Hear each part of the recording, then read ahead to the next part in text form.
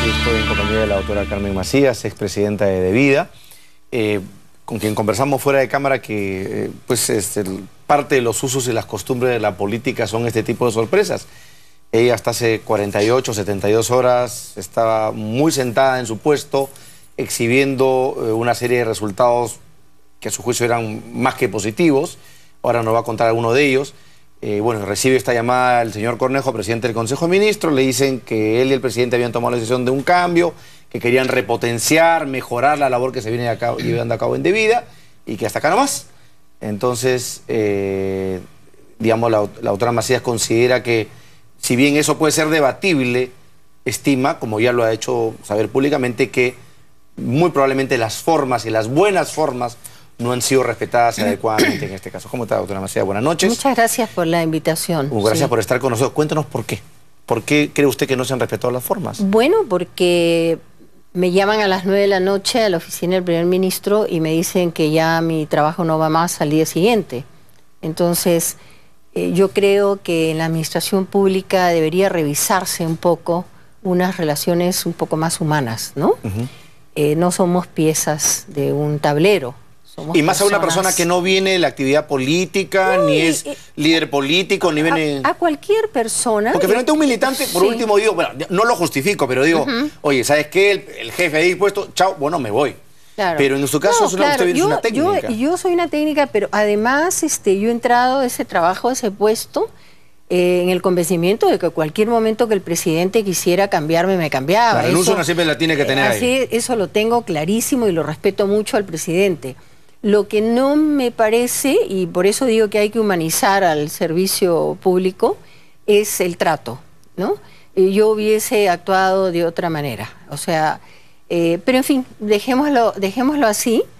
Yo lo que quisiera es agradecer estos 2 años y 4 meses que he tenido, porque han sido llenos de adrenalina, de riesgos, obviamente, pero también de logros. Por ejemplo, una de las cosas que acabamos de enterarnos con el estudio que encargamos a Naciones Unidas contra la droga y el crimen, que se va a publicar el día 11 de junio, es que el espacio cocalero se ha reducido 17%. ¿En qué plazo a qué plazo? En el 13 y 14. 2013 y 2014. 2013 o sea, dos últimos 2 años. Y parte del 2014, ¿no es cierto?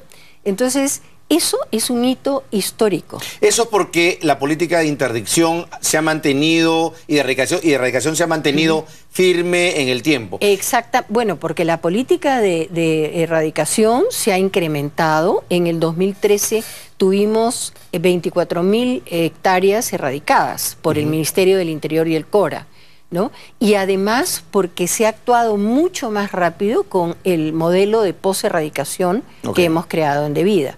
Entonces, esas dos cosas suman.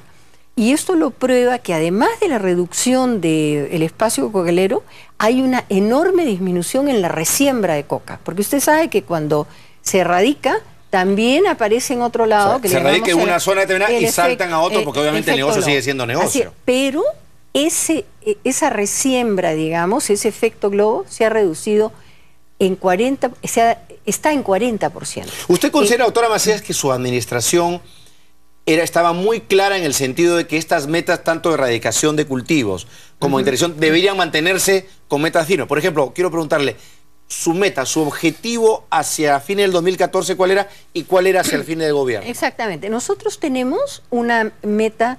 una estrategia del 2012 al 2016. Entonces, la pregunta que usted hace es muy pertinente, porque toda la estrategia tiene, por primera vez en la historia de DeVida o contra drogas, como se llamaba antes, tiene metas, tiene indicadores claros, ¿no es cierto? Y tiene cómo evaluar. Para nosotros, por ejemplo, ya a su pregunta de los años, en el 2012 la erradicación debía ser de 14.000 hectáreas. Esa era la meta. Nosotros la sobrepasamos a 14.400. En el 2013 la meta era de 18.000 y hemos hecho 24.000. Por eso es la reducción del espacio cocalero, ¿no es cierto? Y además por la atención en desarrollo inmediato.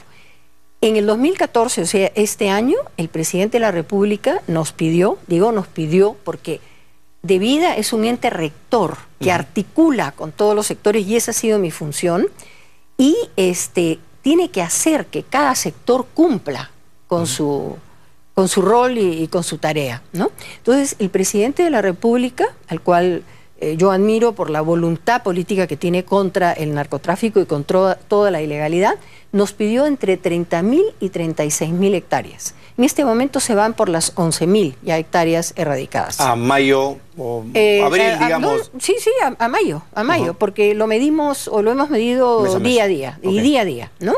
Entonces, las metas son clarísimas. Y cuando yo he sacado bastante la cara en los meses pasados diciendo que la erradicación es indispensable, es porque es indispensable. La historia, digamos, la mirada que tenemos de lo que se ha hecho en años pasados nos demuestra que solamente erradicando, haciendo interdicción fluvial, aérea, marítima y haciendo desarrollo es que se tiene éxito. El caso más patente es el de San Martín. Claro. Perdón, que de 35.000 hectáreas pasó a 700 hectáreas de hoja de coca. Es una sensible y dramática reducción. Bueno, nosotros hemos reducido en el Guayaga, fíjese usted, de 18.000 hectáreas que había en el 2009, o sea, cuando todavía yo no estaba en la gestión, al 2013 hay 4.000 hectáreas, o sea, de 18.000 a 4.000 hectáreas. ¿Por qué? Porque en el Monzón y otras zonas de Huánuco se ha erradicado la hoja de coca. Se ha mencionado, se ha especulado que hubo hay que poner en pasado, una discrepancia en la labor que tenía el ministro de Agricultura, el señor Benítez, en la medida en que, por ejemplo, se habían firmado actas de compromiso con cocaleros, en las que el tema de la erradicación y la interdicción quedaba un poco, no en suspenso, pero se relativizaba. Bueno, yo no he expresado ni he demostrado ninguna discrepancia con el señor ministro de Agricultura. Es más, cuando el presidente le encarga al ministro de Agricultura que se ocupe del VRAEM, Valle del Río, Enia, Purímac, Mantaro, y que entre a esta que le llaman reconversión agrícola, fui la primera que visité al ministro de Agricultura a ofrecerle todo el modelo post-erradicación que debía tenía, para que si él consideraba pertinente, Debida pudiera apoyarlo. ¿Qué pasó en el caso de Pichari, por ejemplo? Bueno, Pichari es el sitio más socorrido, ¿no? Pichari, para darle una idea, tiene 200 millones de canon. Se ha convertido en el segundo distrito del Perú más rico. Me parece que después de San Isidro. Entonces, no creo que es el de donde está Camisea, que es el distrito de Charate. Charate, que es el famosísimo por sí, el... pero Pichari es riquísimo. Entonces, lo que hay que pensar también, que el VRAEM no es solo Pichari. El VRAEM es zonas sumamente pobres, de Apurímac, de Ayacucho. Debida, por ejemplo, el año pasado invirtió 34 millones con los expedientes que presentan los propios alcaldes en trochas carrozables, cuestiones productivas. Fue tan buena la gestión, tanto de ellos como de nosotros, de Debida, que entonces el MEF nos ha dado nos dio este año a Debida 22 millones que fueron ya transferidos a los 8 alcaldes con 15 proyectos también productivos. Entonces, eso es lo que explica la política que se ha seguido en el caso de Pichari en particular. Bueno, en el caso de Ayacucho, que no es Pichari, ¿no es cierto? Ok, perfecto. Ahora, en Pichari se tiene que construir obviamente una base que todavía no se ha construido para poder tener a la gente del CORA, del Ministerio del Interior, que son los que erradican.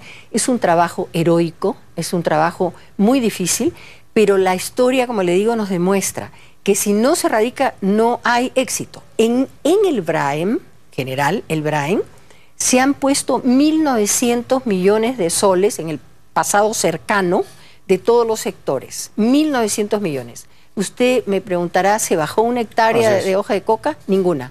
El VRAEM tiene 20.000 hectáreas o más y representa el 54% del hectareaje de coca del Perú.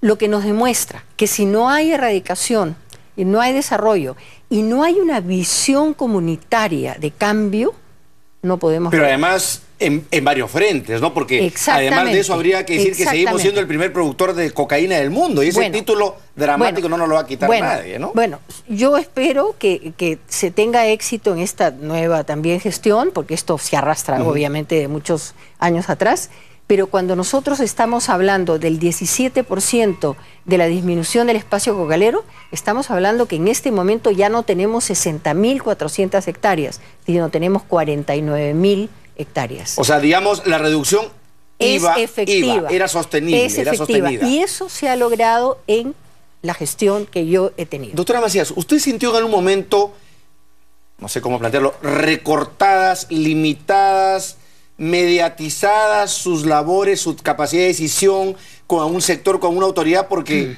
digamos, yo digo, probablemente el cambio se deba a que el nuevo señor, el doctor Otárola, que ha sido ministro de Defensa y muy cercano a Palacio de Gobierno, probablemente por ahí tenía o tendrá más empatía con algunos ministros o sectores. O sea, para buscar algún tipo de entendimiento. Es natural que el presidente quiera poner a una persona más cercana, a una persona más política, ¿no es cierto? Pero usted cree que no iba a lograr los mismos propósitos. Se le estaba exigiendo elevar la cuota a 36.000 hectáreas. Yo he sido la primera que me he alineado. Yo le voy a contar, Mario, cuando estábamos en la mesa con el presidente y con los señores militares y los señores policías, etcétera, generalmente yo era la única mujer en esa mesa, ¿no?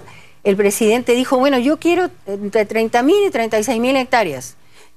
Y yo puse unos ojos de tamaño porque sé lo que significa ese reto para el Ministerio del Interior. Es una cuota alta y sin embargo, a los 2 minutos, mi sensación era qué maravilla tener un presidente que ponga vallas altas, que ponga metas como las que nos está poniendo, porque realmente me convence que es un presidente que está luchando contra la ilegalidad. Bueno, me parece muy bien que usted reconozca, pero digamos, yendo a la realidad y a la objetividad, entonces, ¿qué persiguen ahora? Bueno, yo creo que... O sea, ¿cuál es el cambio? ¿Cuál es el cambio de timón que se pretende dar? La verdad que no lo sé, porque si hablamos de articulación entre los sectores, es lo que yo más he hecho. ¿Usted nunca se sintió limitada para nada? Para articular con los sectores, no. Ahora, que no es fácil, ¿no es cierto? En el Perú, articular entre todos no es fácil. ¿Dónde sintió más resistencia, por ejemplo? Bueno, yo le diría más que resistencia que los estilos son diferentes. O sea, yo vengo de un sector privado de ONGs, acostumbrada además a trabajar en equipo, donde estoy súper acostumbrada, incluso cuando estuve de jefa de vida, a que me dijeran, no, Carmen, esto no es así. Esto se puede hacer de la mejor forma. Por eso es que me he rodeado de directores, directoras, asesores de primera. Y lo primero gente que les muy dije... capaz y profesional. Muy capaz. Le han dicho, lo que le han dicho es... Lo que pasa es que la otra vez era psicóloga, pues. Su formación es diferente, y de repente ha estado limitada en su capacidad de articulación con militares y policías. No, yo tengo una mirada gerencial y además un entrenamiento gerencial. Y lo he demostrado también en Cedro, ¿no? Ahora Cedro es una ONG, no es lo mismo que trabajar, pero en el Estado. Pero yo soy una buena gerenta, ¿no? Entonces, pero los estilos son distintos. ¿No habrá pisado algunos callos, doctora Macías? No sé. Bueno, siempre uno pisa callos. El hecho, mire, mi querido Mario, de ser mujer, de ser la primera mujer que ha comandado de vida, ¿no es cierto? Que en las sesiones, muchas veces, como yo le digo, entre generales, coroneles, etcétera, era la única mujer. Era la única vez, le aseguro, que yo me sentaba en la cabecera de la mesa, porque siempre que he tenido reuniones con alcaldes, con productores, con cocaleros, siempre estaba yo entre todas las personas, ¿no? Con decirle que una vez vino un productor de coca y dijo, ¿y por qué no está la señora Macías? No, ahí está, ¿no? Nunca me sentaba en la cabecera. Pero con ellos sí, siempre me senté en la cabecera y siempre traté con mucha, elegancia y mesura y respeto, tratar de coordinar. Y le digo que lo más difícil en el Perú es coordinar, ¿no? Porque todavía tenemos un estilo de liderazgo de Superwoman o Superman, ¿no? O sea, yo lo voy a hacer muy, vertical y omnipotente. ¿Y machista? Sí, claro, el Perú todavía... ¿Usted ha sentido el machismo en su gestión? Lo siento desde que casi nací, ¿no?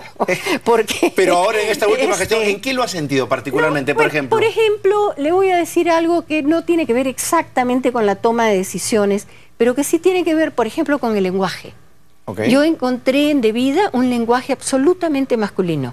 Entonces, con el Ministerio de la Mujer, con el cual he trabajado muy bien, y es una maravilla la ministra anterior y esta, hicimos todo un taller de lenguaje inclusivo. Eso quiere decir que cuando a mí me hacían una carta, no me podían poner presidente, pues, porque yo era presidenta, ¿no es cierto? Y etcétera, etcétera. Y eso que parece que no tiene importancia, tiene una importancia muy, muy alta. Entonces, cuando usted me dice eso, está tocando un punto clave. Bueno, digo, para buscar explicaciones. Claro, porque trabajar con señores militares, con policías, a los cuales respeto muchísimo, ¿no? Pero es diferente, ¿no? Por ejemplo, ¿Usted sintió esa dificultad en el diálogo y en el convencimiento y en la conexión, básicamente con militares y policías? Totalmente totalmente superable, ¿no? Por ejemplo, yo me quito el sombrero por el general Vicente Romero de la Dirandro, de la Policía de Drogas, ¿no? Y es muy gracioso porque he volado, por ejemplo, con él en helicópteros y de repente los policías se tiran del helicóptero y yo me quedo ahí y había un trecho de este tamaño y le digo, general Romero, ayúdame, una manito, ¿no? Y él es un encanto de persona, con una enorme dulzura. Así que no estoy estereotipando, ¿no? Pero sí estoy diciendo que en algunos casos los estilos, por ejemplo, si yo estoy con mi equipo, y en De Vida o en cualquier parte, y yo soy la jefa, cualquiera puede hablar o cualquiera puede decirme, no, Carmen, usted está más acostumbrada a un trato más horizontal, más dialogante. Totalmente. Lo primero que dije, no me digan chicheñora, sino díganme, vas a meter la pata, esto lo puedes hacer mejor. Pero si usted está en un ámbito militar o en un ámbito policial... Bueno, las órdenes se cumplen sin duda. Si está el general, los demás no hablan. Yo he tenido que convencerme de eso, porque al principio decía, ¿y ustedes no tienen opinión sobre esto? No, pues hasta que me dijeron, eso es muy difícil. Los usos y costumbres son muy diferentes. Pero esa es parte de la convivencia en cualquier trabajo que uno haga, ¿no es cierto? También la convivencia, por ejemplo, con los señores cocaleros. Yo he tenido mesa de negociación en De Vida con los cocaleros del Monzón. El Monzón es un enorme éxito, porque de 100 comunidades han firmado 70, la no resiembra y el desarrollo.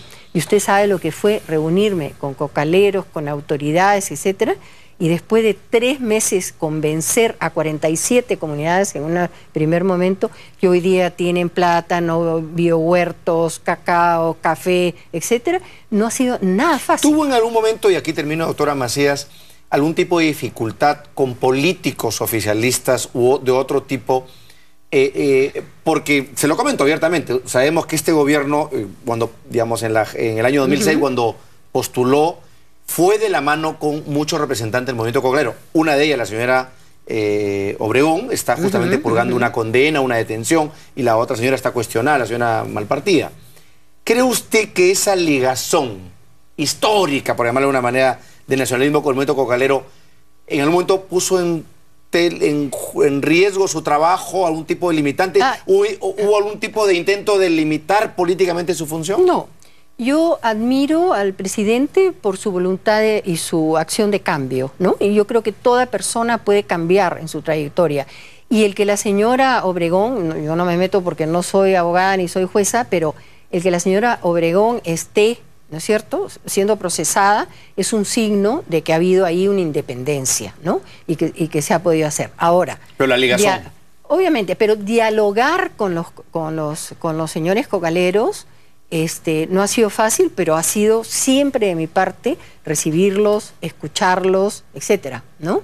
Y ya no hablamos tampoco solo de los pobres cocaleros. No, estamos hablando de personas... Es que ya no son tan pobres, pues. Algunos son delincuentes, delincuentes porque están metidos en laboratorios, en cocinas. La policía de la Dirandro, cuando ha ido a destruir laboratorios, ha salido, pero disparada con los... tiros o con los perdigones y las piedras de los propios pobladores. Entonces, ahí no digo que todos, pero ahí estamos hablando ya de otra dimensión. Correcto. Entonces, pero la fortaleza que yo traje a De Vida es que justamente toda mi vida laboral he trabajado en comunidad. Entonces, yo tengo un enfoque de comunidad que, por ejemplo, en el Monzón yo dije, no solamente es una cosa productiva, que hay que hacerla, pero hay que ver cuáles son, por ejemplo, las firmas que están alrededor. Y las firmas que están alrededor se comprometieron, firmas de Brasil, por ejemplo. ¿Para qué? Para capacitar jóvenes del Monzón en electricidad, en cafetería, etcétera, con Censico, ¿no?, del Ministerio de Vivienda. O sea, la articulación comunitaria es totalmente necesaria. Hemos llevado teatro, hemos llevado cuentacuentos, cine peruano, bibliotecas con Ramón Mujica, que es una maravilla, el director de la Biblioteca Nacional. Entonces, usted tiene que pensar que el desarrollo son otros referentes. Yo le voy a contar una anécdota que le va a parecer increíble. Yo estaba en una mesa de negociación con la gente del Monzón y le digo a mi asesora, qué maravilla que hay dos jóvenes que van a tener el discurso más amplio. El discurso era un discurso de Sendero, ¿no? Radical. Bueno, muy radical, muy radical, que daba pena, porque eran jóvenes muy inteligentes, pero absolutamente ideologizados hacia Sendero. Y cuando les pusimos unos galletitas, unos sanguchitos, no comieron porque pensaban que los íbamos a envenenar. Entonces, eso pero son cuadros políticos senderistas, ¿no? Claro, porque en realidad han estado tan sojuzgados, de alguna manera, desde pequeños, por Sendero o por el narcotráfico, que bueno, hay que llevarles otros referentes, valores de cine, ¿no?, etcétera, ¿no? Entonces, una de las cosas, por ejemplo, que yo agradezco inmensamente a la Policía Nacional es la captura de los líderes terroristas. Porque para nosotros entrar al Monzón sin que se hubiesen capturado a los terroristas hubiese sido imposible. Así es. O casi imposible. Y creo que es un logro que además todos lo reconocemos. Sí, y hoy ¿no? día ojalá se pueda replicar y en el caso del Brain. Obviamente. Ojalá. Bueno, el Brain es un territorio diferente, pero el modelo y las circunstancias son más o menos las mismas. Parecidas, efectivamente. Por ejemplo, cuando entramos al Monzón, el diagnóstico fue 51% de pobreza total, 10% de analfabetismo. Muy parecido al ¿no? tema del Alto Bayagá, ¿no? Muy parecido el tema del Monzón al tema del Braem. Así es. ¿No? O a Huipoca, que era también, nos recibieron el primer día con machete, en Huipoca. Y hoy día en Ucayali, en Huipoca, somos aliados. Le voy a pedir que haga un libro de memoria, doctora Maceda. Va a ser más que interesante para aprender un poco de su experiencia y de sus testimonios. Le deseamos la mejor de la suerte. Sabemos que regresa Cedro nuevamente dentro de pocos días. Sí. Así que igual vamos a buscarla más a menudo para que nos dé sus opiniones o análisis justamente en el tema de lucha antidrogas, que es un tema pendiente en el Perú. Ojalá que podamos contar con su colaboración. Millón de gracias, Mario. A usted por estar con nosotros y muchos éxitos de vuelta a Cedro. Gracias. Gracias por acompañarnos. Ahora les informamos que el juicio oral por el caso de los Petroaudios se inició con la instalación de la Sala Penal Liquidadora que procesará a Rómulo León y Alberto Quimper, entre otros implicados. El procurador adjunto anticorrupción solicitó que las audiencias sean diarias para evitar la prescripción de los delitos. Veamos. Después de tiempo, los protagonistas del sonado caso de los Petroaudios se vieron las caras. Alejados unos de otros, los saludos volados se dejaban ver. Un animado Alberto Quimper levantaba la mano y sonreía para las cámaras. Rómulo León, César Gutiérrez y Daniel Saba esperaban la instalación de la tercera sala penal liquidadora, que en adelante verá el juicio oral de los Petroaudios. Sala que los procesará por la irregular adjudicación de 5 lotes petroleros en favor de la empresa noruega Discover Petroleum durante el segundo gobierno de Alan García. Y por lo que el Ministerio Público ha pedido entre 6 y 7 años de prisión para cada uno de ellos, además de una reparación civil de 10 millones de soles. Iniciada la audiencia, se dispuso el retiro de los periodistas. Media hora después, esta fue suspendida para el próximo 10 de junio. A su salida, Alberto Quimper se retiró raudo. Para él se pide la máxima pena de 8 años de cárcel por el delito de tráfico de influencias, patrocinio ilegal y cohecho pasivo propio. En tanto, Rómulo León, acusado de los mismos cargos, se mostró confiado de su inocencia y pidió la serenidad del juicio. Y creo que al final de este juicio oral, que espero sea lo más corto posible, quede demostrada con la sentencia absolutoria que aquí no hubo más que un escándalo, como lo dije y señalé desde el primer momento.